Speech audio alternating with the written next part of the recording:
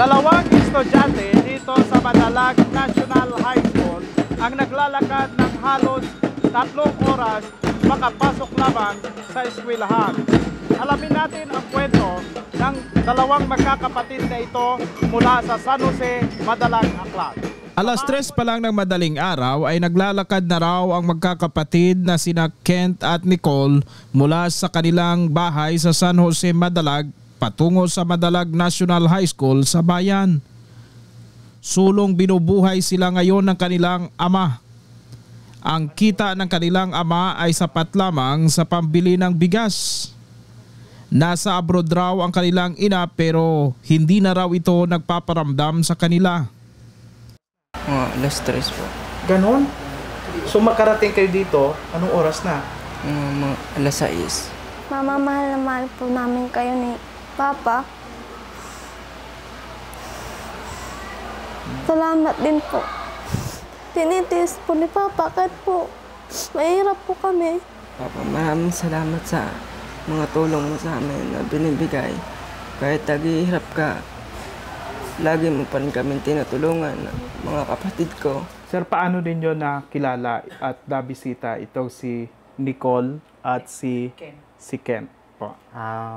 Bali nakilala ko lang, sir, yung dalawang bata na ito through kay Ma'am Arlie po, yung advisor po ni Ken. Nung isang gabi kasi, sir, nag-chat si Ma'am Arlie sa akin na kung kilala ko daw ang dalawang bata na ito. So, tinanong ko po si nanay kung kilala niya. So, sabi naman po ni nanay is kilala niya po. Then, that time, ng gabi na yon, nag-chat po ako sa mga kakilala ko doon po banda sa proper namin. And yun, na-find out ko po na yun nga po yung sitwasyon nila na napakahirap pala. So, sabi ko nga po, kasi sabi ni Ma'am Arlie ay maaga pa silang gumigising para lang makapasok po sa paaralan. So, sabi ko nga po kay nanay, so hindi na ako nag-expect na may mga ganoon pang senaryo. Siyempre na merong naglalakad, siyempre parang nasa modern na tayo. Kasi sa pagkakaalam ko kasi, sir, marami na kasi mga motor sa baryo po namin. So, ayun pala. So, na meron pa rin at sila Ken at Nicole po pala yun. So, yun po. Yung nakausap mo sila personal doon sa bukid mismo, ano ang naramdaman mo sa kanilang sitwasyon? So, pagkalaman ko kasi nun, sir, so, pinapunta ko po sila sa bahay. Kaya kinausap ko po yung papa po nila at sila Ken at Nicole. So, yun nga po, sir, naawa talaga ako sa kanila.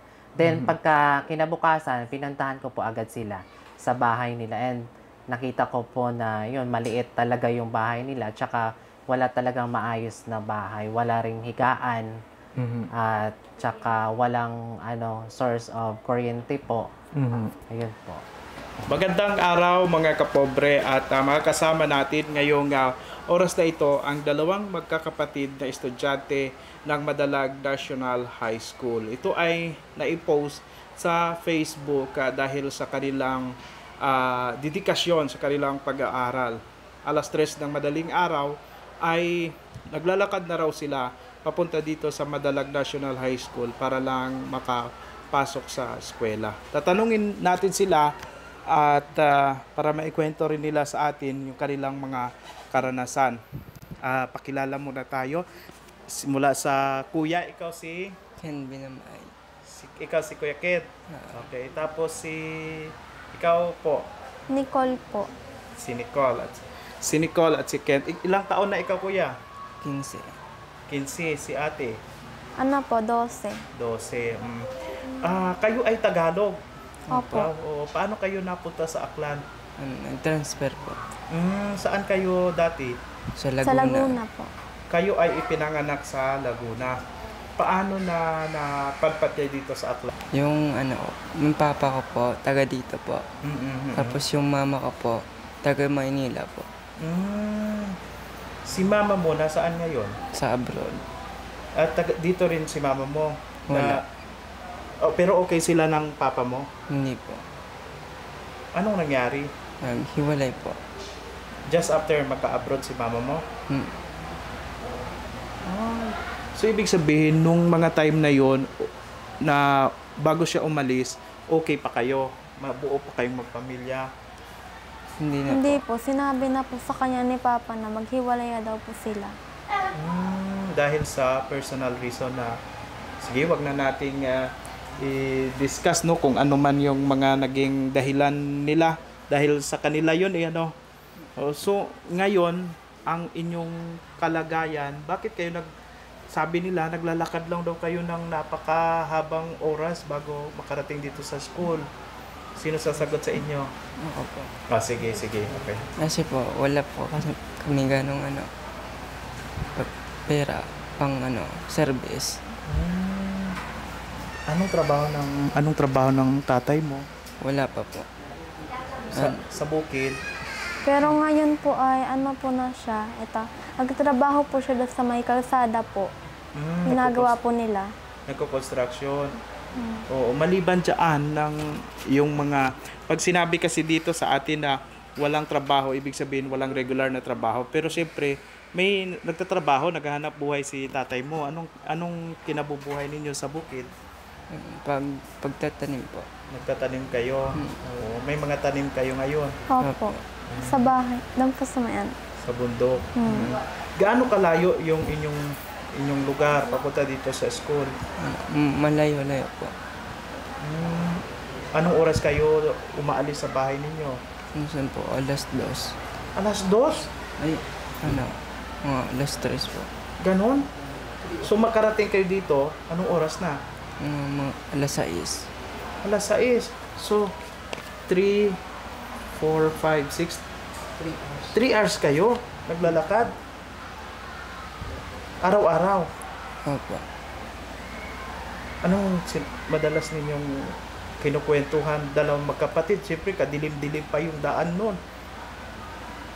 Nagkwentuhan lang po kami. Bakit ninyo ito ginagawa, itong pagtitiis na para makapag-aral kayo? Para po para makaahon sa kahirapan at makapagtapos ng pag-aaral. By the way, ilang taon kayo iniwan ng nanay ninyo? Mga 1 taon na po. 1 taon pa lang ngayon? Mag-iisang taon na po. Mag-1 taon na? So dati nagpapadala ng pera rin ang nanay niyo sa inyo? Opo. Opo. Ngayon hindi na? Hindi. Baka may ibang pamilya na? Hindi po namin alam. Hindi po kasi sa amin nagko-contact eh. Pag tinatawagan po namin, hindi po siya sumasagot. Naikwento po sa akin ng mga bata kung ano talaga ang dahilan ng paghihiwalay nila ng kanyang ama at ina. At labis akong nalulungkot sa mga nangyari. Nakakalungkot to dahil siyempre ang unang maapektuhan kayo, lalo na pag-aaral ninyo. Wala kayong absent? Wala po. Akin po isa. Isa lang na absent mo? Paano baon ninyo? Paano kayo kumakain pagka punta dito sa school? Ngayon Minsan po, po ay sa bahay na kami kumakain. Kaya nagdadala naman kami ng pagkain. minsan po ay sa kantin po, pinapaano po kami ng pagkain. Binibigyan kayo pagkain? Bigla.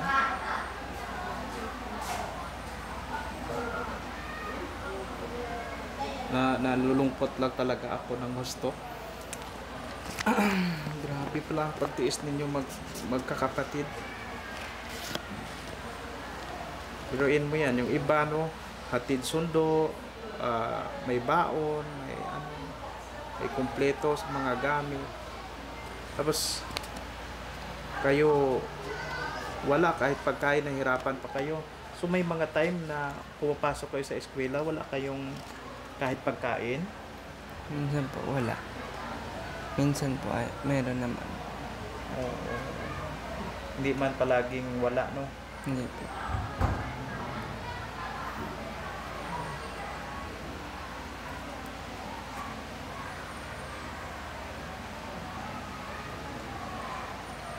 Pagka mga wala kayong klase, tumutulong rin kayo sa sa magulang ninyo. Opo.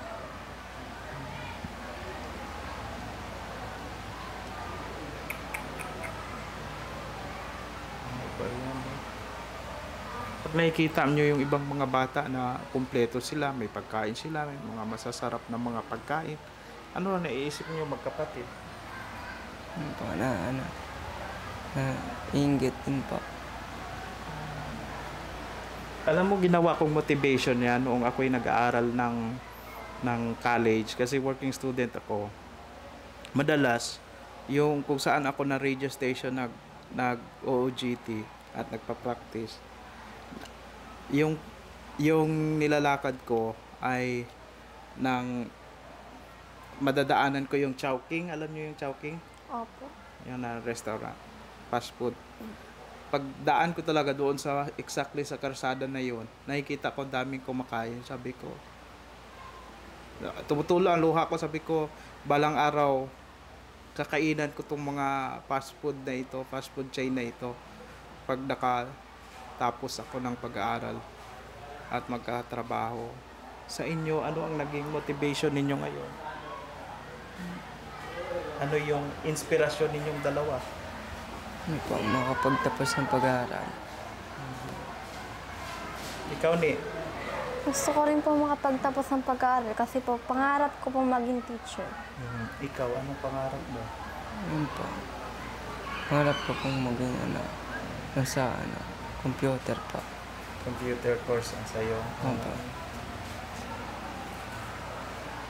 Paano pag mga alas 3 na sobrang dilim? Bukid pa ba yan sa inyo pag ganyan? Or kalsada, tabing kalsada rin? Opo. Yung sa baba po ng bukid ay kalsada na po. Konting lakad po lang po ay. Ano yung kaunti na yan, Nini? Kasi pag kaunti yan doon sa inyo, sa amin yan, mahaba na yan siguro. Mga ilang minutos yan?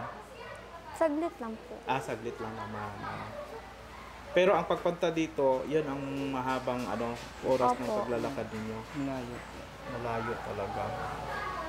Bakit magkano ba pamasahin ninyo papunta dito mula doon?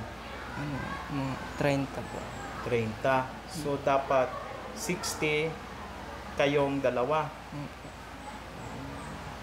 So, 120 ang isang araw dapat nila. So, dahil wala silang pera, naglalakad lang talaga kayo. Opo. Sa mga bigas, okay naman kayo? Nakakain naman kayo? Opo. Yun ang pagka sana mapuntahan natin sila doon sa area ninyo. Ano yung mga pangangailangan ninyo ngayon na makatulong talaga sa inyo? Ano talaga ang mga bagay na kailangan ninyo doon sa lugar? May kuryente kayo? Wala po. So paano kayo mag-review? Doon po sa lola namin po, mayroon po siyang may ilaw po siya doon, may kuryente po siya. Doon po kami nagagawa ng assignment. Malayo. Malapit lang Malapit po. lang po. So anong pangunahing pangailangan ninyo? Bigas. Mga bigas. May time ba na natutulog kayo na hindi kayo kumakain? Makain din po kami. Okay. Talagang nagkahugod gid talaga inyong tatay para nakaintindi kayo na aklaran, hindi paano? Makakaintindi Nakaintindi. rin po. So nagsisikap talaga ang tatay ninyo kahit paano makabili ng bigas. Yung sa pamasahe lang talaga ninyo ang hindi makaya. Hindi. So ngayong araw na ito, mag alas 4, magbitaw ng klase, maglalakad ulit kayo. Hindi po. Sasakay po kami sa tricycle. Sasakay na kayo ngayon Opo. dahil may balita ko, sabi dito ni Sir, mayroon na daw nagpapasakay sa inyo. Meron po. Sino po yun? Sige, pasalamatan ninyo. Opo. Nakalimutan. Sino yon? Teacher din? Mga teachers po. Yun. Mga teacher pala nagtutulong-tulong dito sa kanila. Tsaka sa school canteen, parang tinutulungan din kayo ng mga teacher. Opo. Opo. Advisor ninyo. Pasalamatan ninyo.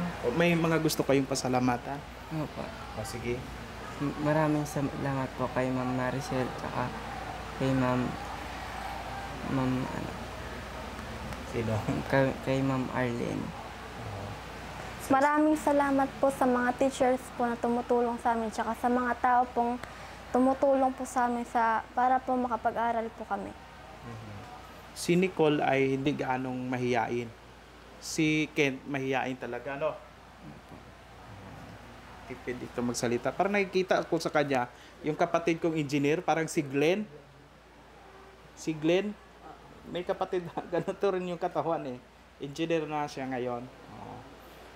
Siya, sige. Ako ay may mga sponsor kami na ang layunin talaga nila ay naghahanap ng mga deserving na mga tao. Ito si Tita April. Ibibigay ko sa inyo yung 5,000. Ha? Para sa inyong pag-aaral. Kung ano man ang kailangan ninyo ay mabili ninyo, no? At kung may mga kababayan tayo dyan na nanonood sa aming vlog na ito, sa aming video na ito, kung nais po ninyong tumulong, pwede rin po kayong mag-message sa amin. Sino ang naghahawak sa inyo ng pera? Ako po. Ikaw? Opo. Sige. Eto ha, tanggapin mo galing kay Tita April. 1,000, 2, 3, 4, and 5,000 pesos. Anong nais mong sabihin sa ating sponsor si Tita April? Maraming salamat po sa inyo lahat sa mga tumulong sa amin. Ikaw ni Maraming salamat po sa mga tao pong tumutulong sa amin na makapagtapos po kami ng pag-aaral. Thank you po. Sige. At ako nakikiusap sa mga viewers natin, lalo na sa mga sponsor natin, deserve nila na mabigyan ng tulong katulad ng iba natin yung mga natulungan kapobre. So, baka sa susunod, ang ipipledge ko sa inyo ay reregaluhan ko kayo ng solar light para kayo ay kahit walang kuryente doon sa bahay ninyo, magkakaroon kayo ng ilaw. Ano? Opo. Kung hindi madadala dito sa school or baka gusto namin mapuntahan kayo personal din doon sa bahay ninyo. Basta yan ang may pangako namin sa aming team na magpo-provide kami sa inyo ng ilaw. Ha? Opo. Thank you po. Sige. So, yun po mga kapobre, ano. Grabe nakaka-touch naman tong sitwasyon ng dalawang batang ito. May gusto kayong ito na pagkakataon, baka may gusto kayong sabihin sa nanay ninyo or sa tatay ninyo. Una, ikaw. Kay nanay mo. Kausapin mo.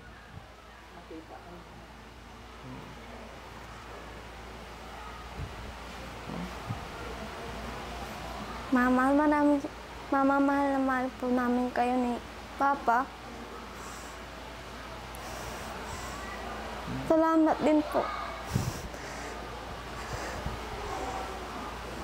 Na-miss mo yung mama mo? Oh.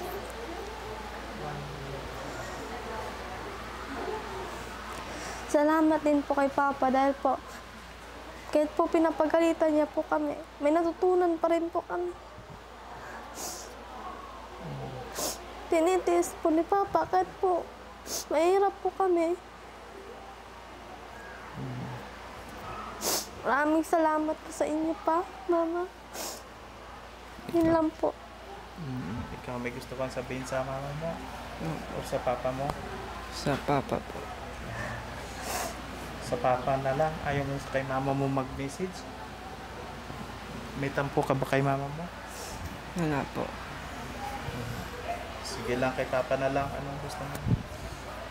Papa, maraming salamat sa mga tulong mo sa amin na binibigay. Kahit naghihirap ka, lagi mo pa rin kami tinutulungan, mga kapatid ko. Salamat pa. Ay, nako no, grabe no. Kung nabal naton nga, kalisod ba naton nga pagpangabuhi, may mga unga pagid nga nagakalisod gid sobra-sobra mga kapobre. No? Nga gusto makatapos pag-eskwela. So sana po, tulungan natin ito. Magtulungan tayo na mabigyan sila ng tulong mga kapobre. Message lang kayo sa amin para tulungan natin ito. Sir, kailan nyo po nalaman ang patungkol sa sa dalawang bata na ito po dito sa inyong paaralan? Okay, Sir Archie. Nalaman ko na lamang yung yung sitwasyon ng dalawang bata last week kasi si Ma'am Arlie pumunta dito sa office. Hindi, sa faculty room namin. Doon kasi ako kasalukuyan nag-uusap, nag-uusap kami ng mga teachers, tapos bigla siyang dumating, tapos sabi niya, "Sir, mayroon pala akong kawawa talaga yung estudyante ko, isa kong estudyante kasi walang nanay, tapos umaalis daw ng bahay alas 3 ng umaga, pagdating dito alas 6 na ng umaga." So ano sinasakyan nila? Sabi ko, hindi, linalakad lang. Sino kasama? Dalawa lang sila, babae at lalaki, kasi yung lalaki pala yung student niya, tapos yung babae ay grade 7. Sabi ko, kawawa naman, ano ba yung sitwasyon ng kanilang pamilya? So sabi yun niya, sinabi nila na wala ng nanay, tapos bago lang silang dating diyan sa kanilang lugar kasi nga transfer daw yan sa Galing Laguna. Sa Laguna. So yun. So sabi ko, so ano yung sitwasyon? Paano ba? Bakit naglalakad? Wala bang pampamasahe? Wala nga. Sabi ni Ma'am, wala kasi wala pang trabaho yung yung tata niya. Sabi ko naman, paano yung mapagkain niya? Pagkain nilang dalawa. So yun, sabi ng advisor, kung minsan walang baon yung isa, parang siguro kunti na yung baon nila, binibigay na lang sa kapatid. So sabi ko, siguro baka mapag-uusapan natin yung mga pagkain niya, halimbawa yung mga pagkain niya dito sa school, abag-abagan na lang natin, halimbawa. Ako muna yung Lunes, yung susunod na araw, si Ma'am naman, parang ganyan yung pinag-usapan namin. So pagkatapos namin ng gano'n, tapos sinabi naman ng sabihin na kayo natin yung sa canteen manager namin na sagutin yung yung mga snacks nila, parang gano'n. So yun, diyan nagtapos yung usapan namin, tapos di ko naman alam na si Ma'am Arlie pala nakipag-usap na kaagad kay Sir Jude. So yun diyan nagsimula, tapos sinabihan ako ni Ma'am Arlie na marami na raw nag-pledge ng tulong, especially si Sir Jude, kasi si Sir Jude yung nag-post sa social media. At yun nga, nalaman ko rin na isa ka sa kinontak nila. So, nagpapasalamat ako bilang school principal ng Madalag National High School. Nagpapasalamat ako sa mga tao na sumusuporta sa kanilang dalawa, kasi nakitaan ko naman sila ng parang eagerness para mag-aral dito sa eskwelahan, kasi isipin mo nga naman, kung wala silang interes sa pag-aaral, so sino ba naman yung magtitiis na maglakad mula alas 3 ng madaling araw para makarating nandito sa eskwelahan. So, yun yung sabi ko sa kanila. So, kay Ken at Nicole, dahil alam ko naman na parang medyo marami na yung tumutulong sa inyong dalawa, so sana wag nyo silang biguin. Yung mga tumutulong sa inyo, wag nyong biguin. Mag-aral kayong mabuti. Isipin nyo na kaloob ng Diyos na ibinigay sa inyo yung mga taong yon. Kaya dapat silang ingatan na ibig yung sabihin, talagang patunayan ninyo na masusuklian nyo yung kanilang tulong na ibinigay sa pamamagitan ng pagpursigi sa pag-aaral. Para hindi naman masayang yung tinulong nila. Ayun. Sir, maraming salamat at sa inyong malasakit sa mga estudyante ninyo at sa mga guro ninyo, kasi naikwento ng dalawang bata na nilibre nga sila ng pagkain na sa kantin, at saka yung pinapasakay daw sila ng dalawang teacher. Opo. Ayan. So magandang hapon po sa ating lahat. Ako po yung advisor ni Ken Namay. And yung masasabi ko lang po for Ken and Nicole, mag-aral ng mabuti. Para lahat ng mga tulong, lahat ng mga sakripisyo ng kanilang magulang, ma-paid off lahat. At hindi masayang yung mga binibigay na tulong sa kanila. Ma'am, ikaw po ang school advisor, class advisor nila. Paano ho ninyo na-discover itong kalagayan ng Actually, sir, ano po yun? Accidentally ko lang pong nalaman yung kanilang situation.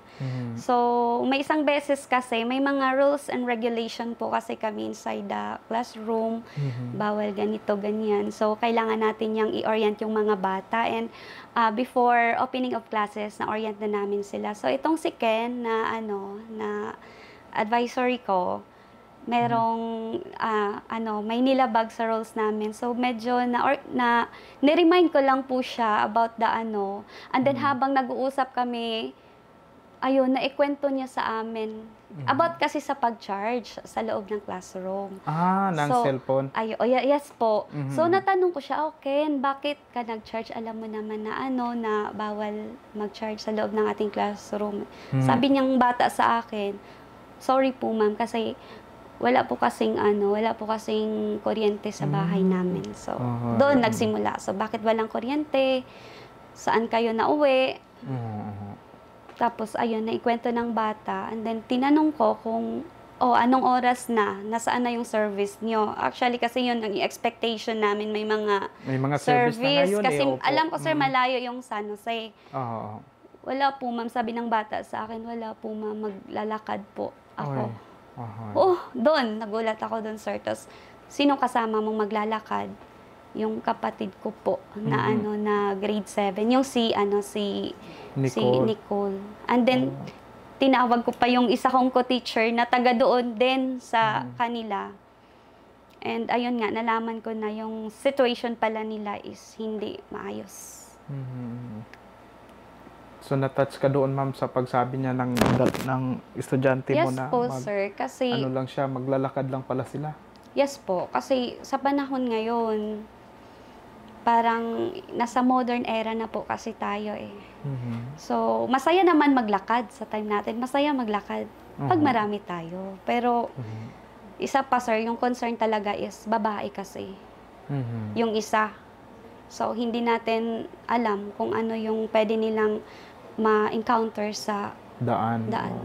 Lalo pa pag alas 4, anong oras kayo ng estudyante dito? Napapalabas alas 4 p.m. po. Alas 4. So, aalis sila dito, makakarating sila ng anong oras sa San Jose? Mga ilawang hours ba yung... Mga 1 hour pag mabilis yung lakad, mga 1 hour. Pero pag sa kanila, mga bata, so kung bumababa sila ng alas 3 ng madaling araw dito, nakarating daw sila ng alas 6. Po, yun po nang sabi sa akin ni Ken. So pag 4 p.m. or 5, 6, hala. Ay di, mga 7 p.m. sila makarating kung mag-alis sila ng alas 4 dito? Depende po sa lakad nila, sir. So siguro nag-stop over, pahinga muna saglit, gano'n. Kapag maulan, pahinga mo, silong muna. Kaya umaabot ng Kaya inaabot sila ng gabi or maaga. Sa lahat ng mga naging estudyante ninyo, siguro malamang ito lang siguro yung nakakaranas ng ganito no? Hindi ko po alam, sir, kasi baka meron pang iba na mas sobra pa sa experience ng dalawa. Hindi lang namin alam pa. Kasi nga, hindi pa namin kilala personally yung mga estudyante namin. Lahat-lahat. Kakapasok lang Kakapasok lang kasi. Ma'am, maraming salamat po sa inyong malasakit sa mga estudyante. Ano yung mensahe mo sa iba pang mga estudyante na, kumbaga, ayan, sana gawin nilang inspirasyon siguro itong mga bata na to? Ayun po, sir, yung pinaka-mensahe is, napakaswerte nyo kayong may mga magulang na andyan, nagsusuporta sa inyo. Maipasok kayo sa school na walang kahirap-hirap, merong mga service, may mga motor. Kailangan yung i-grab yung opportunity na yan. Kasi yung ibang bata, walang ganyan. Tsaka once in a lifetime lang. Minsan lang tayong may mga magulang. Kaya habang nandyan, yung mga magulang nyo na handang sumuporta sa inyo sa pag-aaral nyo, huwag nyong sayangin. Kasi mahirap na walang magulang. Ayan. Napaiyak tuloy si ma'am. Sige po, ma'am. Thank you po. So sana ay maging inspirasyon ang buhay ni Nicole at ni Ken sa ating mga estudyante. Hindi lamang dito sa probinsya ng Aklan, kundi maging sa buong bansa. Lalo-lalo na sa mga estudyante na ganito rin ang kanilang karanasan. Maraming salamat po.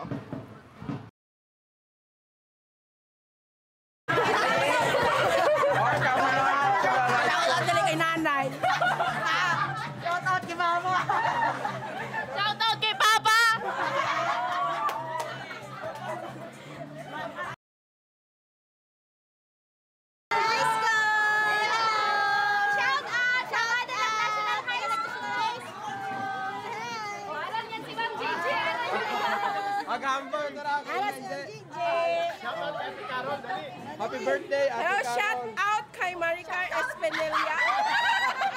Shout out.